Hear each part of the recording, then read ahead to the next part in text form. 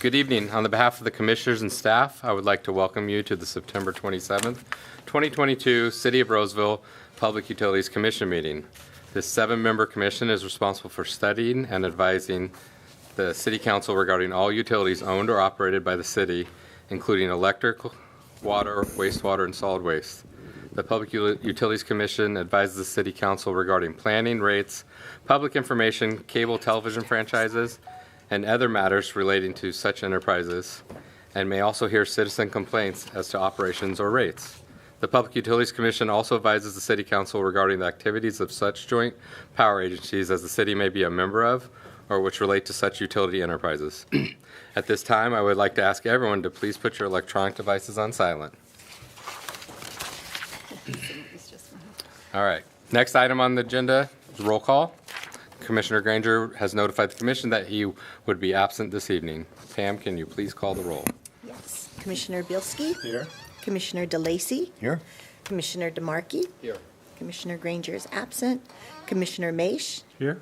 Commissioner Webb? Here. And Chair Knox. Here. Thank you. All right. I want to note that item 6.1, Environmental Utilities Monthly Update, has been dropped from tonight's agenda, and we will receive monthly update at next month's meeting. All right. Commissioners, will you please stand for the Pledge of Allegiance? I pledge allegiance to the flag of the United States of America and to the republic for which it stands, one nation, under God, indivisible, with liberty and justice for all.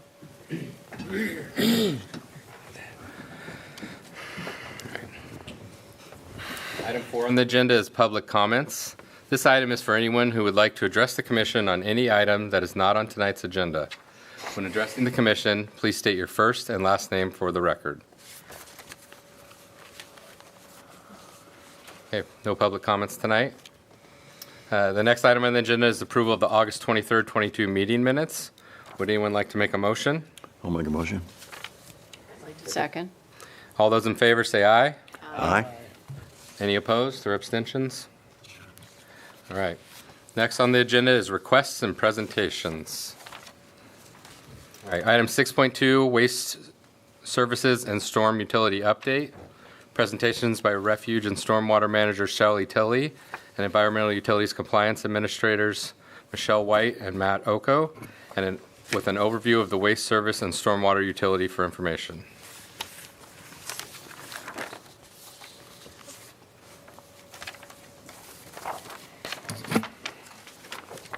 Good evening, Commissioners. I'm Shelley Tilley, the Refuse and Stormwater Utility Manager for the Waste Services Division within the Environmental Utilities Department. We are here tonight to provide you with an overview of our division services that we provide to residents and businesses in Roseville. I'm going to talk briefly about our programs and services and then turn it over to Michelle White, who is our Compliance Administrator, and she's going to talk about the management of our closed landfill, discuss legislation and regulation as it relates to solid waste, and provide you with some information on recent notable accomplishments. Also, we have Matt Oko here. He manages our stormwater program, and once we're done with the first presentation, he's going to present on stormwater. So what do we do? Waste Services Utility provides waste collection services for all residents and commercial businesses within the city. As part of the service, we collect trash, green waste, and recycling. In addition to that, we collect construction and demolition debris, electronic waste, universal waste, and in some cases, household hazardous waste. We utilize a 2-cart system in Roseville, which is quite unique. One of the containers is a mixed waste container. All the trash and recyclables are placed into that container, and then there's a second container for the yard waste. All of the material that's collected is delivered to the Western Placer Waste Management Authority, where the mixed waste cart is, the contents of the mixed waste cart are processed, and the recyclables are actually pulled out at the facility. The yard waste is delivered to the same facility, and it is turned into compost, where it is sold for use. Our collection services are provided to about 50,000 residential homes and approximately 1,500 businesses. We have about 36 routes that we complete each and every day, and we operate 7 days per week. All total, we collect about, or actually over 100,000 tons per year. In addition to providing the trash recycling and green waste collection at the curb, to assist our residents in keeping the household hazardous waste out of the waste stream, we offer several programs in addition to the basic weekly services. By appointment, a residential customer can call us and have electronic waste as well as universal waste collected from their home, separate from the standard weekly collection. As a way to keep recycled cardboard clean and to free up the space in the customer's mixed waste cart, we do have several cardboard drop-off sites throughout the city. For residents that have material from projects that will not fit into their trash container, we also offer the rental of small and large dumpsters. For residents that have material from projects that will not, I already said that, sorry. Lastly, if a resident is moving into a new or existing home, we do offer a move-in box pickup service. This allows a resident to place all of their boxes, packing material, and any extra trash that they have from their move onto their driveway, and our truck and driver will come and pick it up. This year, we partnered with the Roseville Coalition of Neighborhood Associations, Arcona, to conduct several cleanup events throughout the city. It was a huge success. We collected about 46 tons of trash in 78 dumpsters at 5 different events. Due to the success of the program, we will be offering that again in the spring of 2023. And lastly, prior to COVID, we piloted a household hazardous waste collection program with the intent of rolling that out to the rest of the city that year. Unfortunately, due to operational constraints, we were unable to do that. So this year, we will be rolling that out to the rest of the city. So that concludes my part of this presentation. I'm going to turn it over to Michelle White to talk about our regulation and legislation on closed landfill and also discuss our notable accomplishments. Can you hear me? Good evening, Commissioners. Thank you for this opportunity to provide an update on those items that Shelley just mentioned. The closed landfill, we do have a 115-acre site that did operate. It was from the mid-60s to 79. The official close date was January 1, 1980. And then we perform routine inspections and maintenance, and we have ongoing items with that, believe it or not, still monthly, even though it has been closed for that many years. The main agencies that we report to are the Central Valley Water Regional Water Quality Control Board and Cal Recycle. So, and those inspections include like things like graffiti and fixing fences for some of the just routine type maintenance. In addition, we also have water quality and landfill gas that's monitored. And then if you go ahead and advance to the next slide, you'll see where it's situated. It's right there sandwiched between Interstate 80 and Galleria Boulevard.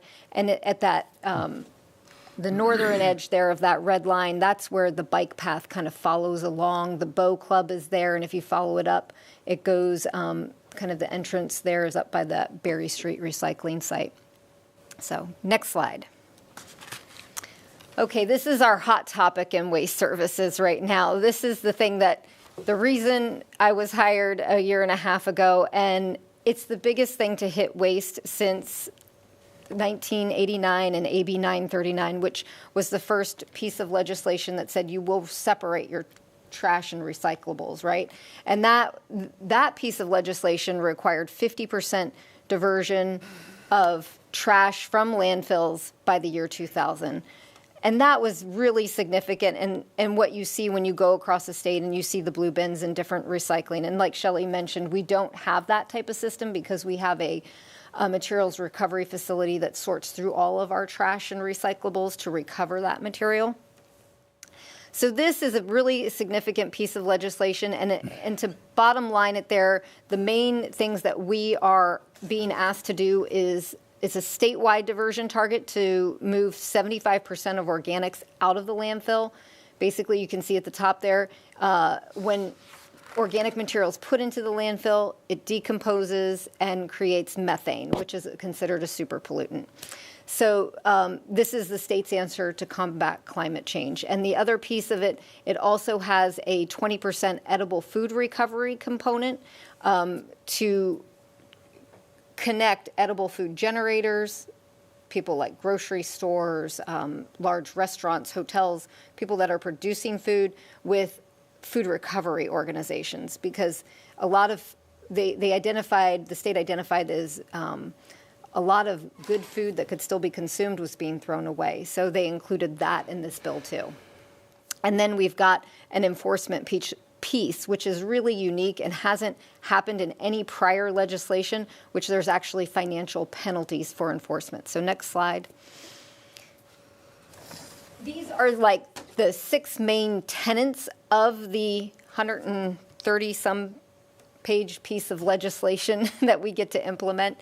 And so these core tenets, you can see organics collection, food recovery, outreach, procurement, capacity planning, and compliance. So I touched a little bit on a couple of those. The organics collection refers to, at businesses or residence houses, what's being separated there. The food recovery, again, that's from the generator organizations like grocery stores, your large restaurants, things like that. And then outreach to our residents and businesses. Procurement, that is an internal piece to our city in which we actually adopted a procurement policy. That's the city did several things to respond to this, adopting a procurement policy being one of them. To address those first 2 tenets, we also adopted municipal code updates. And then the last piece, again, noting just the new piece of legislation, or the new component of legislation, is that it is an enforceable mechanism with financial penalties. And that's both on the jurisdictions, so the state can enforce against us, and it requires us to enforce against our customers. So go ahead, next slide. So in response to that, we developed some outreach, and it was the foodforsoil.org URL, which takes folks and describes the things that we've done to respond to this bill so far. And one of those things is the 3-bin pilot study that we conducted in 2021. And this shows you the results of that pilot study. 75% of people of our residents actually preferred the 3-bin system, and 73% of them were very happy with, were satisfied with how the program was rolled out. So that was good feedback. And go ahead, next slide. So this is another component that for Cal Recycle has set forth, and this one was prior to SB 1383, but many years, even prior to 2017, they developed these target limits for us based on population. It used to be they were estimated based on a generation rate, which is a lot harder to calculate each year, but switching it to a pounds per person per day makes it more readily calculated. And we went ahead and put up the most recent 5 years of data. And you can see the top line there is 8.9 for the population sector and 14.4 for the business sector. And we're consistently below the threshold, because that's a target limit, so that's good. We want to be below. Go ahead, next slide. And as Shelley mentioned, we have some notable accomplishments, and she touched on the Arcona partnership, where it was just a great outing with the community. They had many volunteers that really came out to support the effort, and they were very satisfied with the event. In addition, we also converted 20% of the Waste Services frontline fleet to compressed natural gas.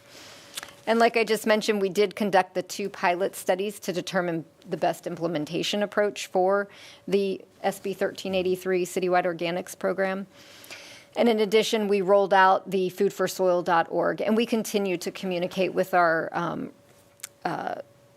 residents and businesses on a daily basis, really. We have an outreach specialist that is always going out throughout the city. We pretty proud of our accomplishments with that. So just to recap and reiterate, we are exceeding those CalRecycle waste diversion goals, and we are continually increasing our operational efficiencies in addition to proactively monitoring and preparing for the future industry and potential regulatory changes. And that's one thing I'm just really proud about with coming to work for this agency, is that they do take a look ahead, and it's not a reactionary environment. It's really proactive in their approach. So thank you for your time. Do you have any questions? We've talked about three-bin system for some time, but it's been kind of, we don't really know. When will it be implemented? Is there a specific date?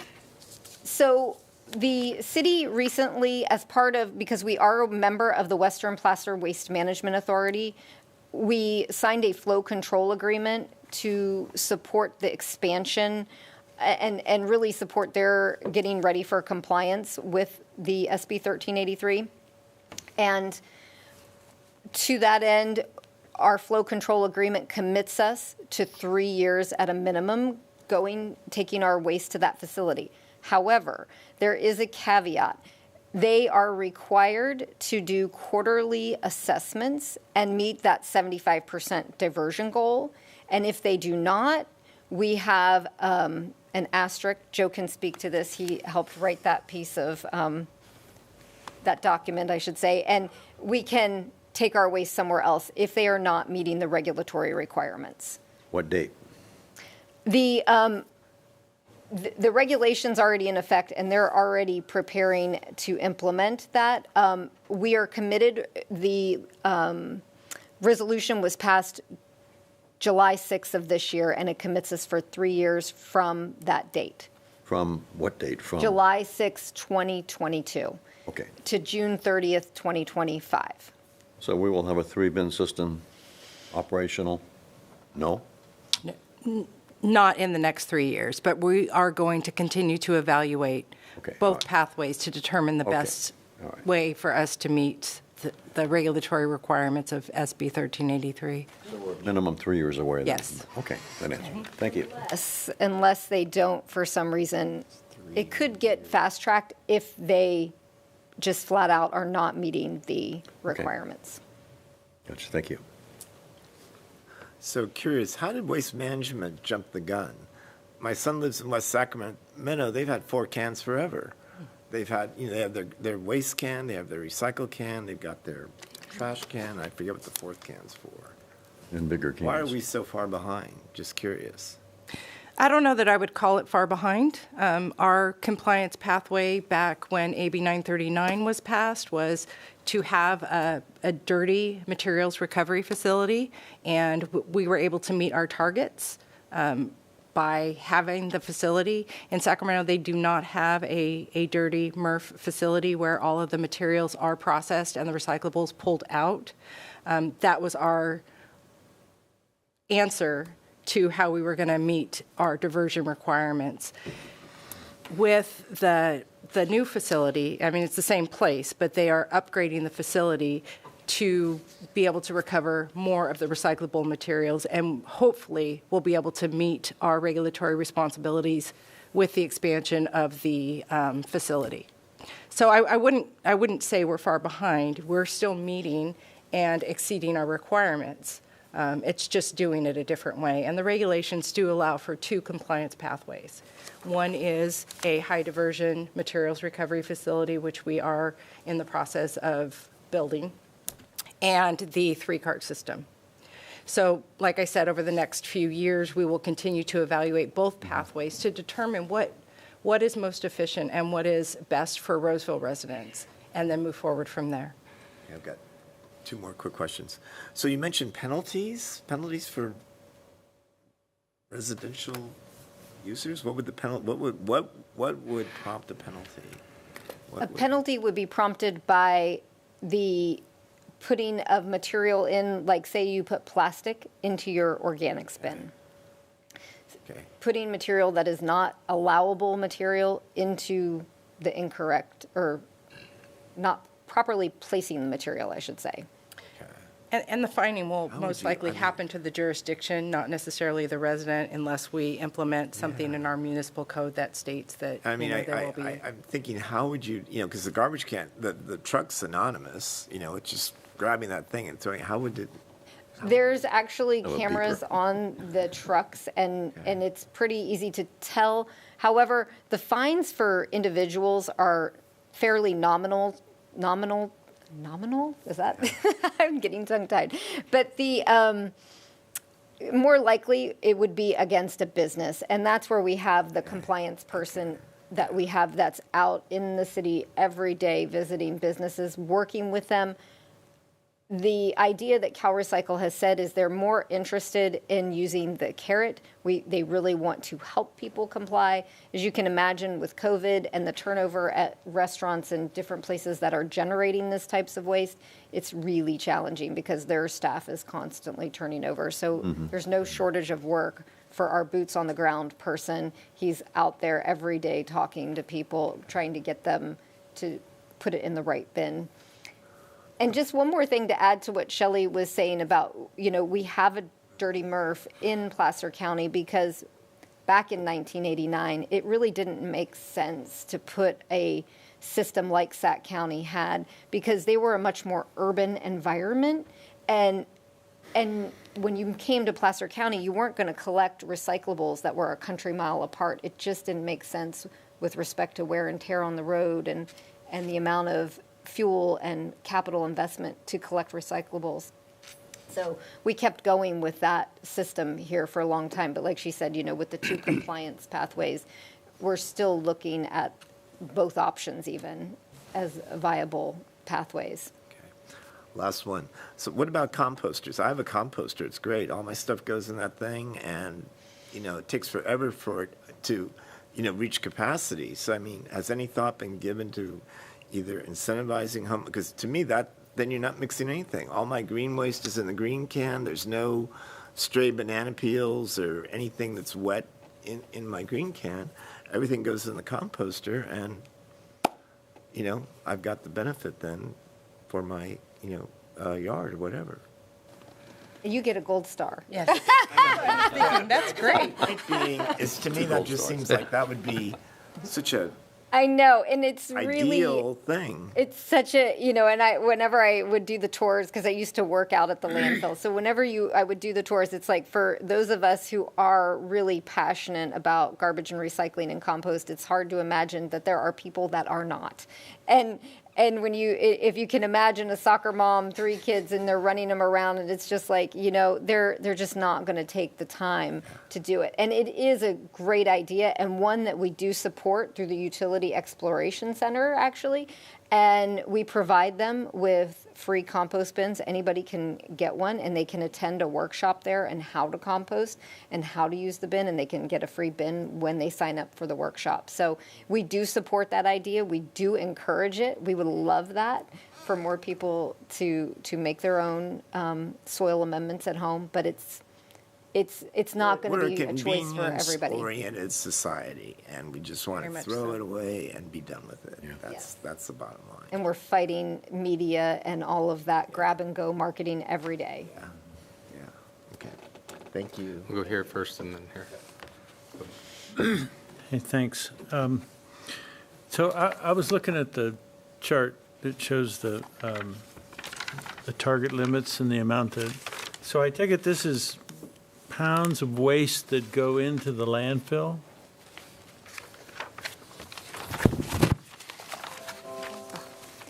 That is let me see.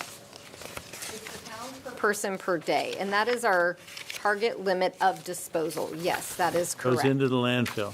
And so we're here at almost half. And so I was curious whether we're getting exceedingly high diversion rates out of our dirty MRF, or do the people of Roseville not throw away as much stuff as they do in San Francisco or LA or something? I'm not quite sure if we throw as much and how it relates to San Francisco or whatever, but we do have the MRF system, which helps reduce some of that. In addition, we have other programmatic programs. So you don't know if this is because we have low disposal rates in Roseville or high recycling rates from our MRF that's generating these low numbers? I would imagine it has a lot to do with the materials recovery facility. That's good. My other question is a whole lot simpler. It's about cardboard. Yeah, I don't understand exactly what the mission is with cardboard. Should I be throwing it in my regular waste? Sometimes I think it ought to go into the green waste because it could be composted, can it? I mean, what's the right, would you mind telling me what the right thing to do with cardboard is? The right thing to do in Roseville? Yeah. If it fits in your garbage can, go ahead and put it in your garbage can. It will be sorted at the materials recovery facility. If it does not, you can take it to any of the drop-off sites in the city. We have about 7 or 8 cardboard recycling drop-off sites. I thought maybe the drop-off sites because you were really trying to get it separated from the trash. With the drop-off sites, we actually deliver it to the facility and we get paid for it. If it's They're a mixed lot. in with the regular garbage container, we pay a tipping fee when we drive across the scale. So we do receive a little bit of revenue from the separated cardboard versus paying to have it processed. I got it. Okay, thank you. Now, will residents or business owners have the option of whether or not they can have a blue can? At this point, no. We have to do one or the other. And right now, we've committed to that 3-year flow to the Western Placer Waste Management Authority. So there isn't a choice at this point. That's not to say there won't be in the future. Okay, and are the customers charged for these cans? Specifically for all of the cans or The blue cans. It's an additional can. Are they going to be charged for that additional can? either way, we're paying for it. So we're paying for it when we drive across the scales to have it processed, or we're paying to take it somewhere further away. So, you have to look at the operations costs of both. It's not going to be an additional cost to have it. It's going to be a service charge either way. So the recycling will just come along with the trash. And depending on how we collect it and deliver it, that determines how much we charge for it. We're just here to cover the cost of the service. Did that answer your question?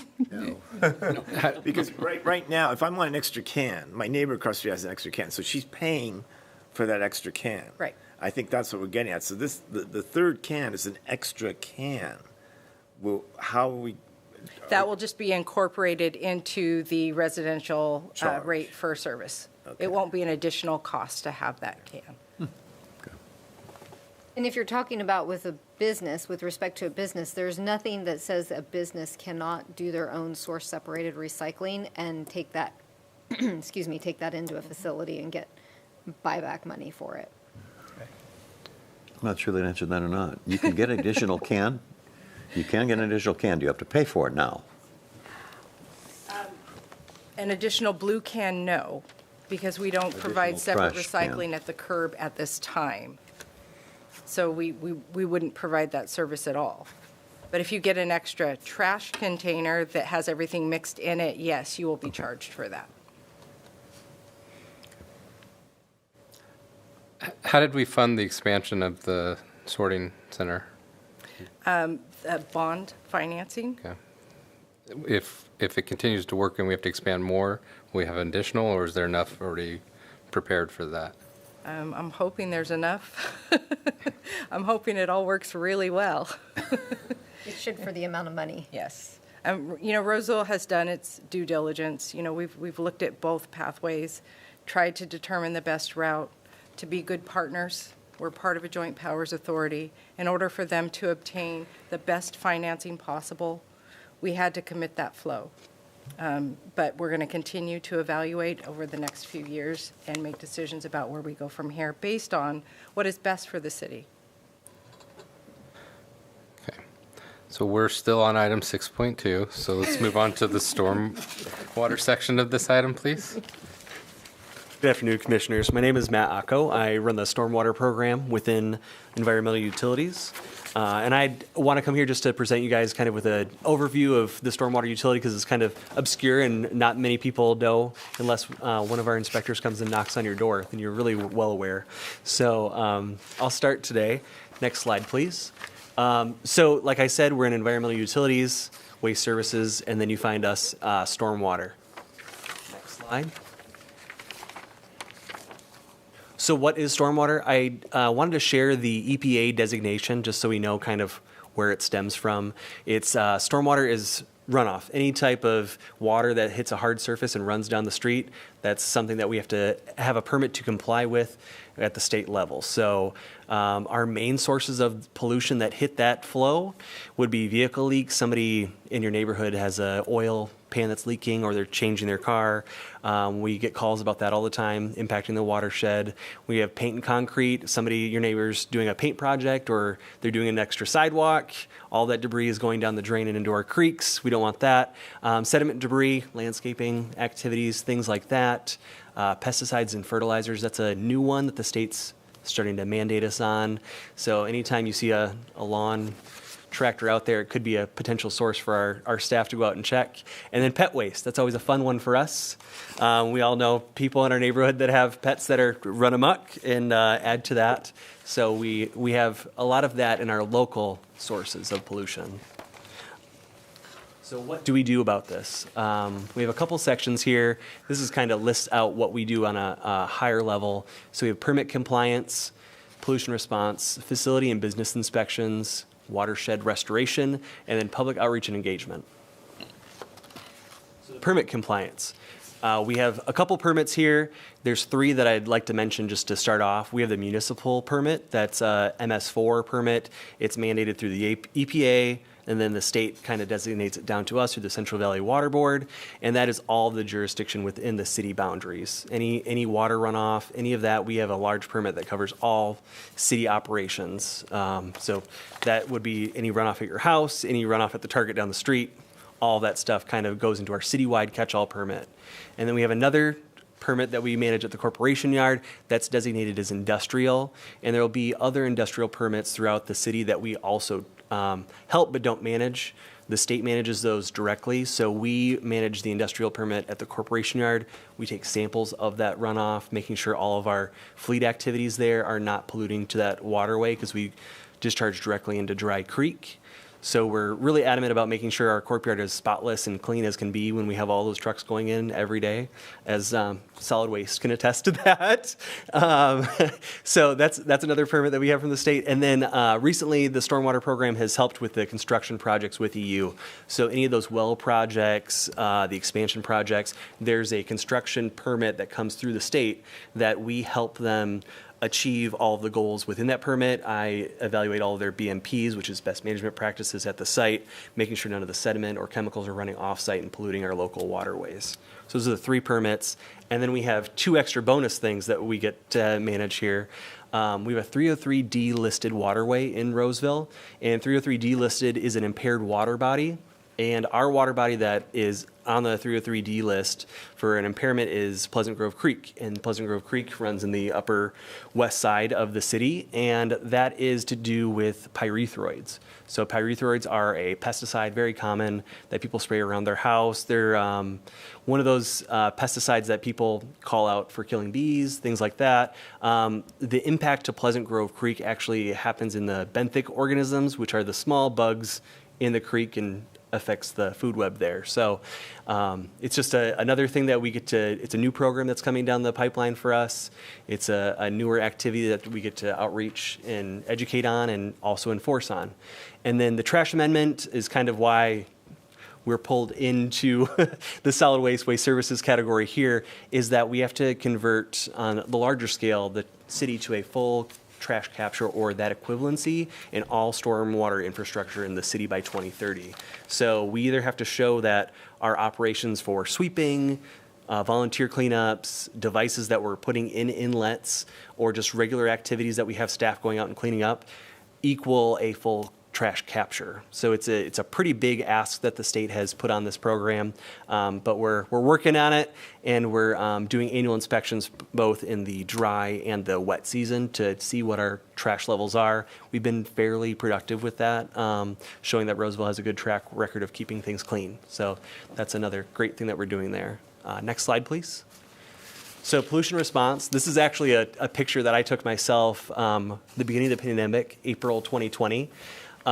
We usually try to focus on the resolution to all these problems. So we know pollution is always going to be an issue, and education is always going to be an issue. So we identify the pollution type, location. That's usually either by a call from the fire department, hazmat, a local neighbor that might have a question on it, or our staff out in the general population when they're exploring and locating these things. And then we go and find where this pollution stemmed from. So we're focusing on educating the resident, the business contact, and making sure they understand the ramifications for their action. I always use the adage, if it wasn't there when you started, why did you leave it there like that? Clean up after yourself. And that usually tends to send the point home. So we focus on a solution to eliminate the pollution in the end, and then we don't have that in the future. So educating the resident or the business that's responsible for that pollution really seems to solve it, and then I don't have to go to the enforcement side, because that's not why I'm here. That's not my mission on the earth, is to give people tickets, but I'd rather focus on educating them and making sure we get a good resolution. So inspections. We have staff that go out and do facility inspections and business inspections. This goes for 2 of our programs that we have that are compliance portions of our citywide permit. So the facility inspections focus on the city-owned parcels. So it would be parks, bus stops, recycling centers, anything that the city owns that's not covered by another permit that the state manages. We throw those parcels in, and we do quarterly inspections, and then one large annual report card for all these facilities that we then hand out to the department or division heads that are leading these different areas within the city to make sure that we're on top of our stuff and making sure that it's better every year. And then the business inspections go for our stormwater quality maintenance permits. These were another lovely item that we have in our MS4 permit for the citywide program. And this is for private parcel infrastructure. And what I mean by that is if you own a gas station and there is a collection device for trash or sediment or debris that's on your parcel that has a stormwater impact, and there's maintenance activities that needs to be there, you as the business owner owning that parcel and that infrastructure are responsible for cleaning that. So we work with that private parcel owner, could be a resident, business, corporation, to make sure that they keep that clean, up to date, and they either have the option of doing an annual inspection themselves, giving us a report card and saying, yep, here's my pictures, I'm signing off on the dotted line that I did a good job, or they can hire a consultant firm to go out and do that themselves. And then we also have them clean it regularly. So if they give us a bad report card and they said, I didn't do a good job, we say, okay, what's the solution to this? Next year it needs to be cleaned by July 1st every year, so you can give us another report card that you're improving it. So this one hasn't been a great thing to do because no business wants to do extra work. I think this is probably one of the tougher portions of our job, that when we're doing these inspections, to get across the business owner that's already struggling or working on this, the reason why they still have to maintain this infrastructure that they didn't put there. Next slide, please. And then this one here is our watershed restoration. I just really wanted to highlight our most recent site at Saugstead, and that's just down the street here. I hope you've all seen it. If not, please go take a look. This, it's a pet project of mine, if you can't tell. It was an issue that we had, you can see in the upper left side. This was a picture that was taken in roughly 2019. This was before the project started. This was a grant-funded project. I wrote the grant in 2017 myself. We got it to the city in 2018 for approval. Started work on late 2019 and just finished it up at the end of 2021. So this was a multi-year project, but as you can see, we had people working there day and night for about 3 months. Really, they had a dam up Dry Creek. They had to make a route around the park so they could get the water down the stream without flooding the equipment or damaging any of the water quality there. And now you can see in the lower right portion where we're at now that the bank is reinforced. There's over 250 native plantings that we put in on the bar side, which is the lower sandy side. Let the dogs go down and play, people go and fish, kids go in there in the summer to cool down. And then the upper bank that's by the Chamber of Commerce, those native plantings are spread out on both sides.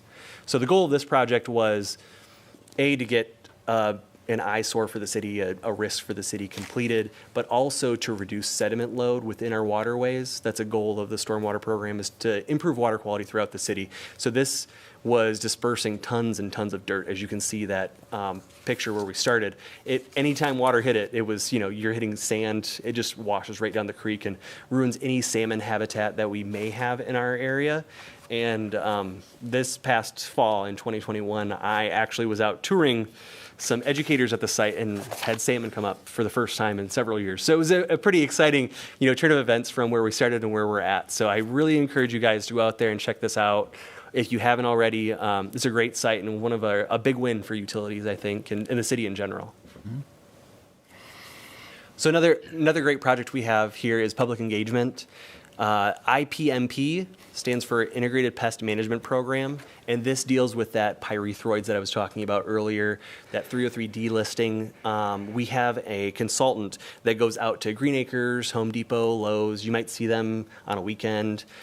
She will go out there, educate residents when they're coming in and saying, hey, I have hornworms that are attacking my garden. What do I do with this? And she'll give you an option that's not a chemical, or it could be a biosuitable chemical, so something that's not going to harm the rest of the environment. And that's really had a great impact. She's been doing this for 6 or 7 years in the Roseville community. And it's just giving a solution for residents that's not always a chemical, because that's, convenience. You just said that earlier. Our society is a convenience society. So giving somebody an option that they feel better about and is still convenient is a really helpful message to send across, and that's what this program does. We also, when we had outreach events just in the past, when pre-2020, we would have booths, and this lady, the consultant that we have, would go out there and she would have talks, one-on-one talks with people that would say, hey, I have this problem, what can I do? I have this problem, what can I do? It's just solution-oriented all the time. So it's a great program, and it really has an impact there, but stemmed from the 303D listing in Pleasant Grove Creek. And then our final option here for public engagement is volunteer cleanups. We have about 6 or more every year. They're on Pleasant Grove Creek and Dry Creek. We get 200 to 500 community volunteers. It's usually Boy Scout troops, National Honor Society. We've had Sac State out here every year. And this right here is Granite Bay National Honor Society. I think we had like 40 or 50 students that showed up that day. And that's at Olympus Point Sculpture Park. Just a great, Saturday activity, and we get pretty good results. We get 6,000 to 10,000 pounds of trash annually just from these few cleanups that we have. And Solid Waste has been a great partner here. They always bring out a dumpster when we ask for it. They take it up right away, and that trash is gone. So there's not an opportunity for somebody to say, oh, my bike's in there, let me get that out. It's already gone to the landfill by then. But that's it overall. Does anybody have any questions on any of that I went through? Any commissioners have any questions for the staff? Yes. It wasn't that long ago that there were no requirements on stormwater, right? The city installed stormwater systems, and whatever went in, went out, and that was it. So when did the permit process, when did we begin to have regulations that we had to comply with?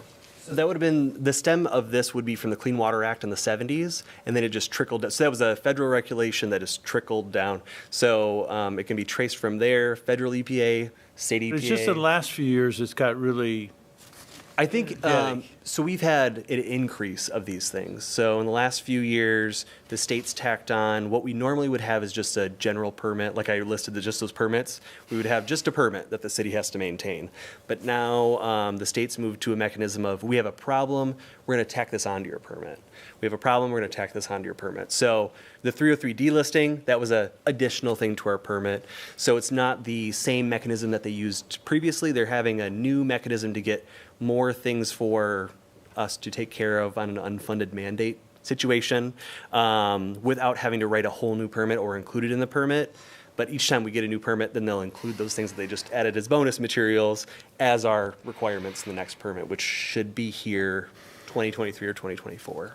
So, I mean, I think what we do is great, and it cleans up the environment, and that's great. So I don't have a complaint about it. But how much are we spending? And what I'm really getting to is how are we funding it? It almost seems like we ought to have another line on the utility bill that says, stormwater. And that's a question that's been asked several times. I mean, Shelley, you probably know more, or Joe, if you want to speak on this. It's a very fine line. So we're mostly general funded with a little bit of solid waste influence as well with the utilities. But if Joe, if you wanted to add more to that. Yeah, the only thing I'm going to add into that is Matt's exactly right. Is this is what's come up over the last couple of years from the interpretation of where does stormwater and those functions get paid for? Is it a utility function or is it a general fund function? So it is paid for out of the general fund in that sense. Because it benefits everybody, not just the residents of the city of Roseville, not the ratepayers. It benefits the city of Roseville. Any additional questions? All right. Is there anyone from the public who would like to come forward and address the commission on this item? Okay, no public comments. All right, thank you all very much. Thank you. Next up, the report by Electric Utility Director Dan Bean summarizing the monthly status of electric utility activities.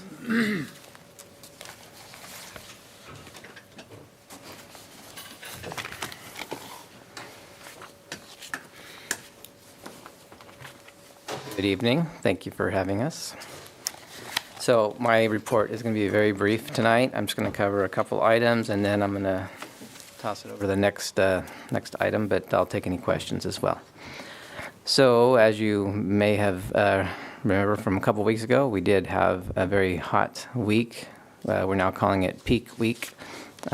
Roseville Electric hit a new peak demand of 371 megawatts. Our previous was 355, set in 2017.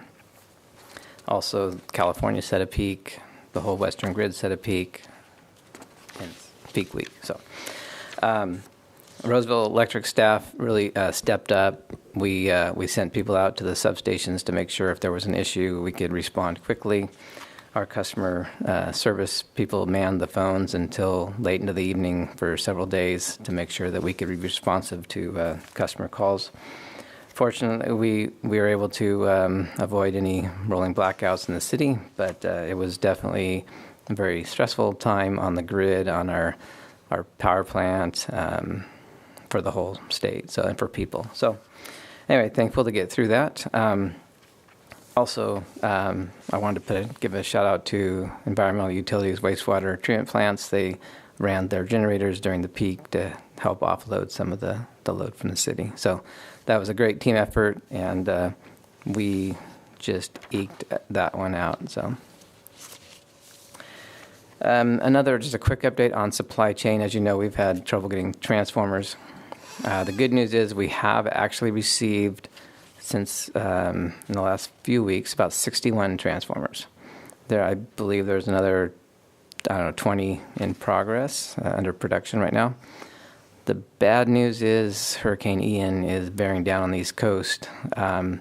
Depending on how bad that is and where it hits, it's very possible that our shipments will get deferred to help restore people from that. So we'll see how that turns out, but it could get bad. And, we've been working on this issue with the federal government for several weeks now, trying to work with certain departments, trying to, get some action on this. And it looks like we're going to be relying on FEMA for cleanup. But the thing is, when there's no transformers, there's no transformers. You can't restore people without a transformer. So stay tuned, hold your breath. Hopefully it doesn't get too bad. So anyway, that's what's happened, those two big items, and I'll take any questions. You mentioned that transformers shortage, but weren't you also using South Korea or some other? Yeah, so we did get council approval to get a couple orders from South Korea, two different companies.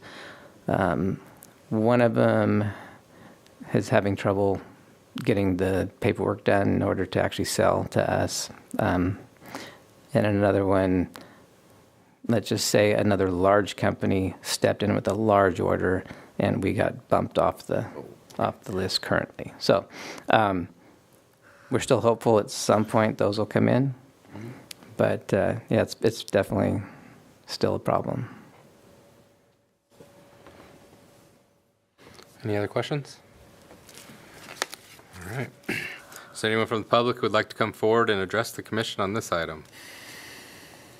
All right, no public comment. Thank you, Dan, for the update. Thank you.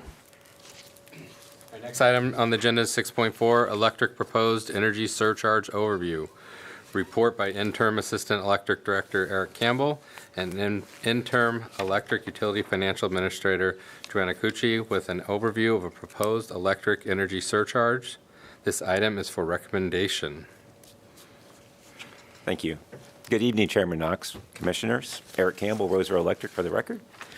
We have a presentation for you tonight on a proposed energy surcharge. It's a very important item for us.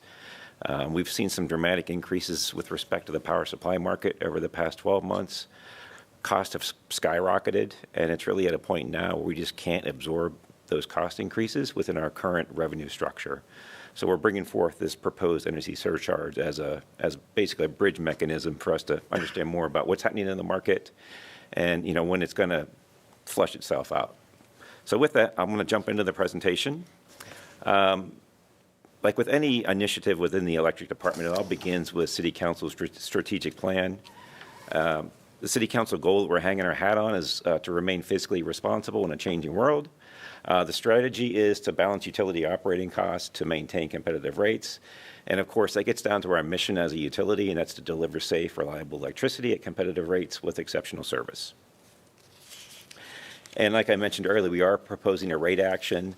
Anytime we propose a rate action, we want to make sure it's in alignment with the City Council approved rate policies. In this case, it aligns with both the cost-based policy and the adequacy policy. As a reminder, we're nonprofit, so our rates are set to collect our cost on the button. We don't try to over-collect, we don't try to under-collect, and so we don't have a lot of capacity built into those rates for large fluctuations with respect to the cost structure. A little bit of history on where we've been over the past several years from a rate perspective. If you remember last year, we brought a rate proposal before you. It ended up being a two-prong implementation where we spread a 6% increase over a couple years. That was the first proposed increase in 7 years for Roseville Electric. You have to go all the way back to 2014 where we had a 2% increase. And so fast forward to 2022, we're in this situation now with power supply costs are really at a point where we just can't absorb it within our current cost structure. So we're bringing forth this 8% surcharge.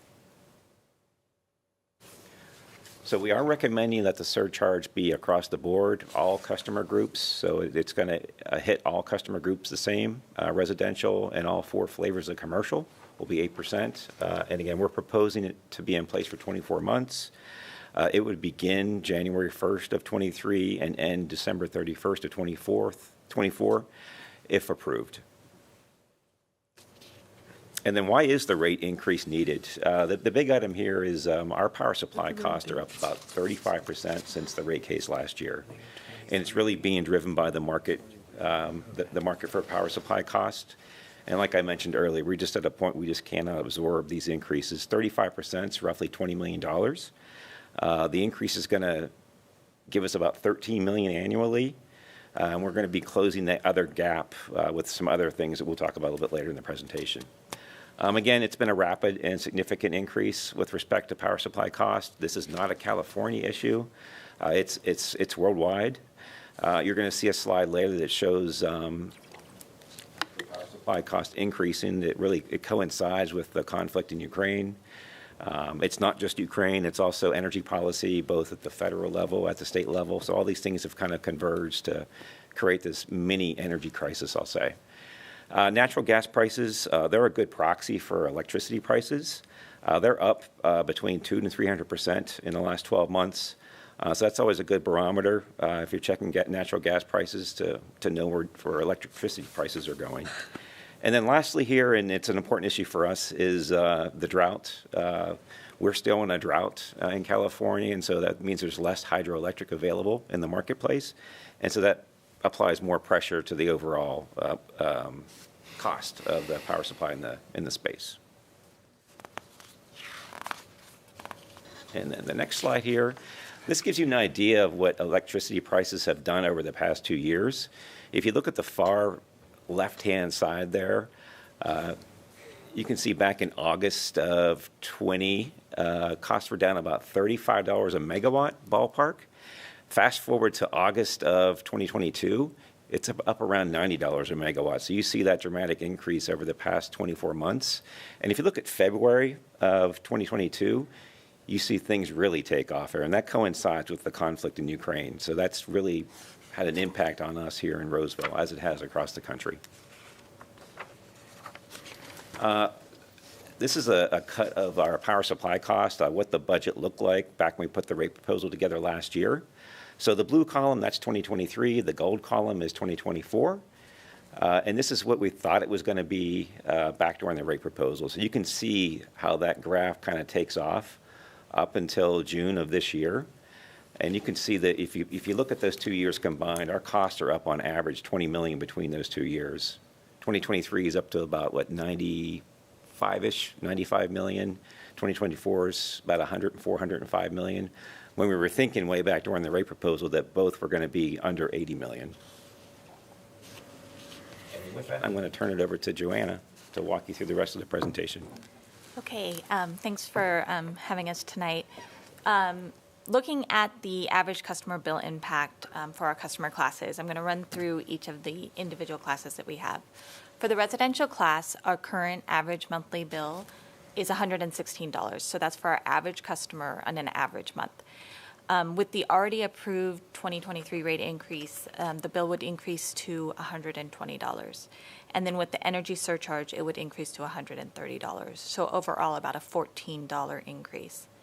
For the small commercial class, and this is things like dry cleaners and coffee shops, that size of customers, the current average monthly bill for an average customer is $160. With the already approved increase, they're looking at a $165 bill, and then with the energy surcharge, it's $178, so about an $18 increase. Moving on to the medium commercial class, this is things like grocery stores, movie theaters, that size of customer. The current average monthly bill is $31.67. The approved rate increase is $32.14, and then with the energy surcharge, we're looking at $34.71. With the large commercial class, these are big box retailers such as like a Costco type or any of those large boxes. The current bill is $30,813. The approved January rate increase brings that bill to $31,439, and then with the energy surcharge, $33,950. Moving on to the industrial class, this is things like the wastewater treatment plants, with the the hospitals, that type of customer. The current average bill for that customer would be $105,407, with the approved rate increase $107,781, and then with the energy surcharge $115,628. And again, the energy surcharge is 8% for each customer class. So moving on to how we compare with our neighboring utilities. The left-hand column corresponds with the right-hand column on the previous page. So Roseville Electric residential customer average bill is $130 after the surcharge. In PG&E, that same customer would pay $266, or our customer pays about 51% less than PG&E. And then a SMUG customer with that same usage would pay $137. So our customer is paying 5% less than a SMUG customer. Moving into the small commercial class, the $178 is what a Roseville Electric customer would pay after the surcharge. PG&E, again, $343, or 50% less for Roseville. And then SMUD would be $195, so 9% less for a Roseville Electric customer. On the PG&E side, all of the classes range between about 45 and 50% savings in each class. On the SMUD side, it does change per class. On the residential, again, 5%, small commercial 9%, medium commercial 13%, large 6%, and industrial 7%. So in every class, Roseville Electric does have the lowest rates in the region. Our favorite statistic here at Roseville Electric, our customers save more than $154 million per year compared to what they would pay if they were a PG&E customer. So this is $154 million that stay in our community to be spent on other things besides energy. So we really think that having a public utility helps drive the economy here. And just for those who are interested, we did get some questions about Pioneer Energy and how much those customers pay. Those customers pay on average between 3 and 6% less than a PG&E customer, so still substantially more than Roseville Electric. So running through our 5-year financial forecast, what's shown on the screen right now is without the proposed energy surcharge. And as you can see, we are substantially negative in all of the years. In FY23, which is our current fiscal year, we're looking at a $13 million deficit, and then that escalates to $22 million, $24 million, and then in FY27, $28 million. So as you can see, we do have a pretty substantial gap between our revenue and our expected expenses. So this is the 5-year financial forecast with the energy surcharge, and there are some large improvements in the first years. So FY23, we're looking at a $4 million deficit, FY24, $3 million, and then the surcharge does expire halfway through FY25, so that is still a $10 million variance, and then 18 and 22 in the out years. So these are actions that we have taken at Roseville Electric to mitigate these cost increases. The first is a major action that we're taking. We are looking at paying down some debt. We have $54 million in debt due at the beginning of calendar 2023. We either have to pay that or refund it in the market. After looking at interest rates and what's going on, it makes more sense for us to pay that off, and that allows us to reduce our annual expenses by $5 million. So that allows us to avoid an additional 3% of needed rate increases. We will be utilizing reserves to bridge the gap that we still have between the revenues and expenses after the 8%. We do have reserves for this type of issue. However, it's just not enough to cover this large of a variance, so that is why we're asking for the 8%. As always, we manage vacancies, and we have cost discipline through our budget cycle and through filling vacancies. And then we do look at other revenue opportunities. Our biggest one right now is the California Department of Water Resources peaker units that are placed out at the REP. Those are owned by the state of California, but they do pay us rent for the land, and that currently is $3.5 million a year. So that's another thing that helps increase our revenues and reduces our rate increase needed. So what happens if the rate proposal is not approved? So the utility would see significant erosion of our financial health and service levels. We would have difficulties in future energy procurement, and we would fail to meet City Council approved financial policies. And the result of those three things would be that we could see increased interest rates if our ratings from the rating agencies were reduced. We could have the risk of collateral posting in order to continue to trade with energy partners. And we could have reduced access to capital markets if we did need to bond for additional money at any point. So ways we're trying to help our customers, we do have an income qualified assistance program. It's our ERAP program. We also have a medical and senior program.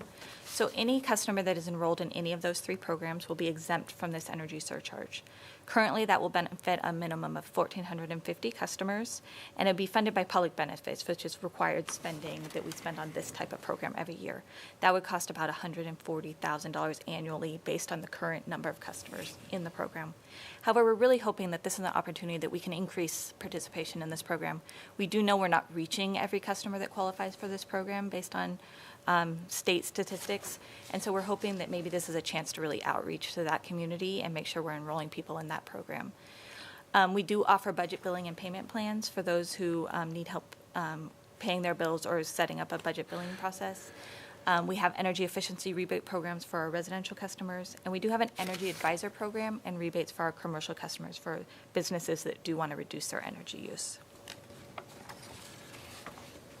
So we've held a number of customer outreach activities, and the main concerns that we've heard from that feedback has been the most common concern was that new development was causing this increase.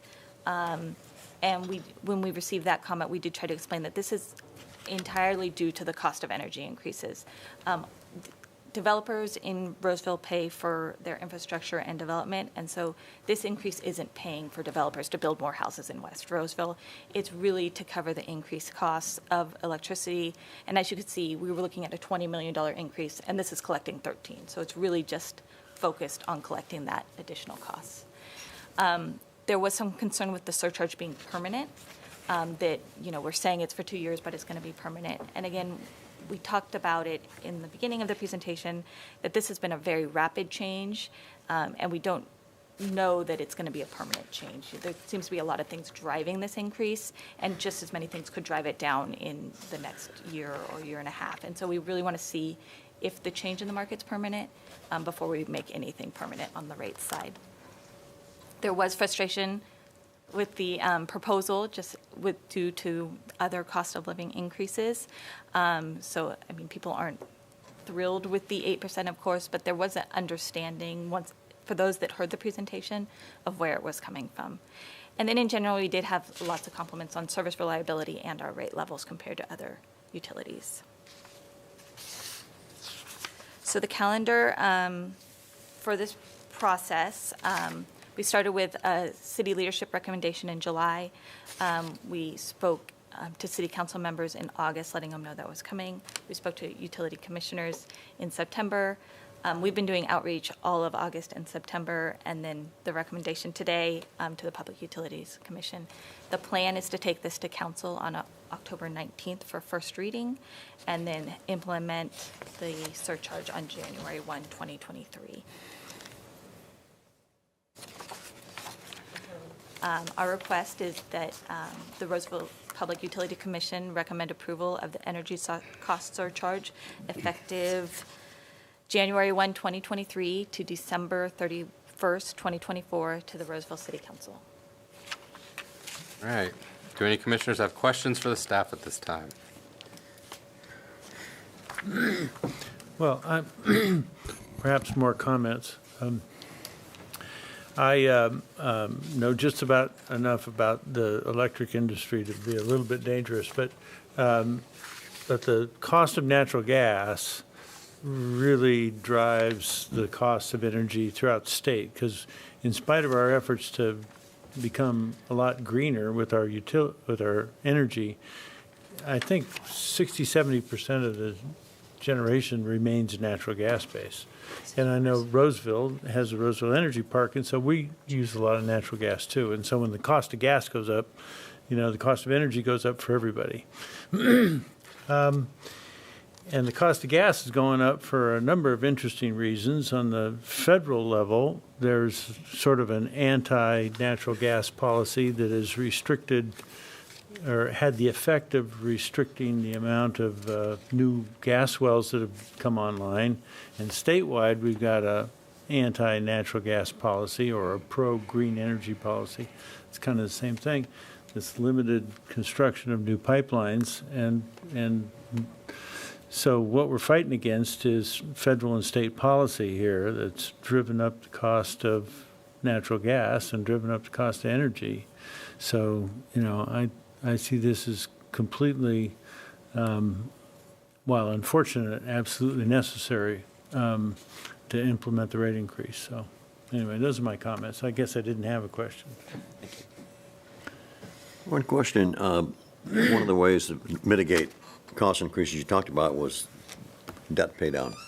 What kind of a rate increase that I take it we're not at a fixed interest rate. What's our interest rate on current debt? I think it's in the 3 to 4% neighborhood, but that debt's coming due May 1st of 2023, so we have to do something with it. Okay.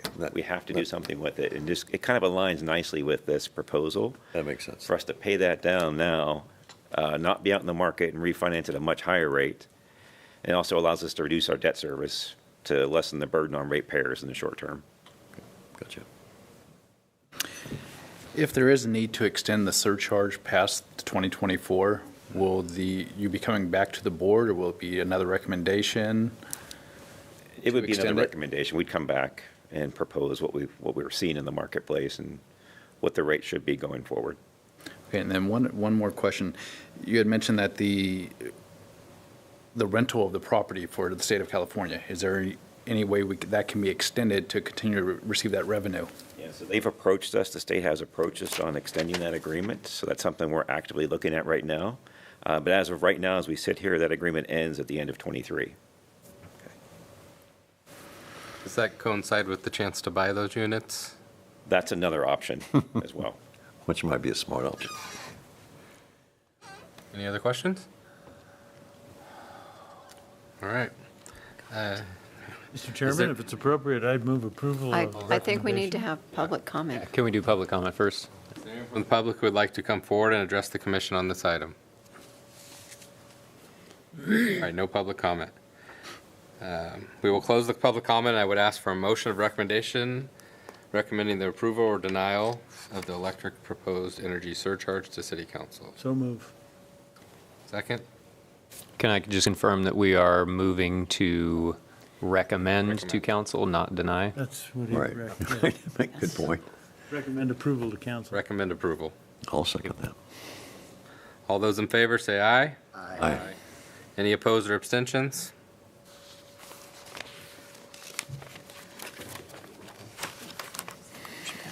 Oh, the motion is passed. All right, thank you, Eric and Joanna. Excellent. Make a motion to adjourn? Oh, no, we gotta do. Yeah. Then we got to do one more You thing. have to listen to me talk for a second. Yeah. All right, next on the agenda is the board member, commissioner, or staff reports. Anybody have anything to report? So I do have one item, if I can jump in here. At the last meeting, the commission asked for a summary of the Inflation Reduction Act and its impact on the utilities. And so since we brought this energy surcharge item tonight, we're going to be moving the legislative and regulatory updates to the October meeting for both EU and electric. And so there's going to be some information presented to you about the Inflation Reduction Act. But I did also want to note that last Thursday, the City Council had a Law and Regulation Committee meeting where they went over all the most latest bills that are impacting the city of Roseville. And so part of that was a staff report where there was a summary of the Inflation Reduction Act and what its impact is on the utilities in a summary form. So I'm going to pass that out tonight. I have copies available for anybody that's here in the audience, but I also want to let you know that what I'm passing out is really just the agenda and staff reports from the Law and Regulation Committee on September 22nd. And so if you want to look at some of that information, we can't talk about it tonight because it's not on the agenda, but this can give you some information so that you can ask questions at our October meeting when we have more of a presentation on it. So I just wanted to get back to you on that since we talked about it at the last meeting. Thanks, I will Joe. be handing that out, and again, anybody from the public is welcome to grab a copy of this. Comments from the commission? Does anyone have any items they would like to suggest for future meetings? I have a motion to adjourn. So move. All those in favor? Aye. All those opposed? We are adjourned.